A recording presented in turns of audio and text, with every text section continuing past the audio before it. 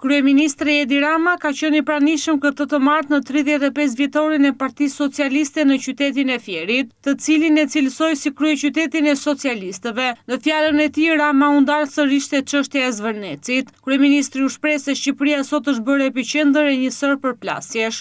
Kush ka mbështetjen, kush ka simpatin, kush ka energjin dhe mbi të gjitha kush ka Partinë Socialiste të Fierit si organizat, jo thjesht si frymë dhe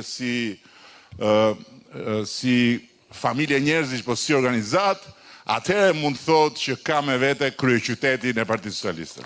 Ajo që po ndodh sot, jo thjesht çfarë po ndodh me një grupim ose me një sër grupesh njerëzish kategorish që i ka bashkuar bulevardi,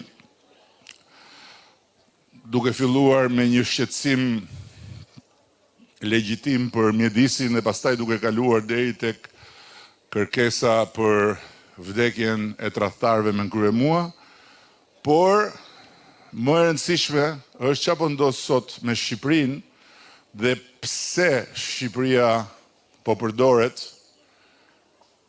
kaq masivisht në vende dhe nga njerëz të cilët t'jeni të sigurt që nuk është se kanë ndonjë dhimbje se çfarë do ndodhi me flamingot e Zvërnecit, as se janë kaq të interesuar për Shqipëri, por sepse Shqipëria sot, përveç tjerash, një epiqendër e një sër përplasjesh. Sipas kryeministrit Rama, protestuesit nuk duhet të kërkojnë largimin e qeverisë për çështjen e Zvërnecit, por të kërkojnë llogarinë ndaj qeverisë përmes negociatave. Të vish sot, të mblidhesh sot dhe të kërkosh hesap për një projekt është gjëja më legjitime në botë. Por hesapi kërkohet duke e ulur edhe duke kërkuar transparencën që të mungon. Minimumi etik është të nxjerrësh një grup njerëzish dhe të thuash urdhëro bujrum, ulu me këta njerëz, këta janë ekspert, këta din çfarë flasin, trego nga e ke zhëja, çfarë po ndodh, çfarë ka ndërmend qeveria të bëjë. Dhe të dëgjosh. Po ti nuk mund të vish dhe të bësh atë teknikën, se unë atë teknikën e njoh.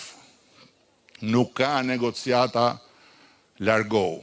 Se nëse je në protest që të mos largohen flamingot, nuk mund të kërkosh pastaj që të largohet qeveria. Po duhet kërkosh hesap për flamingot. Ky është minimumi etik.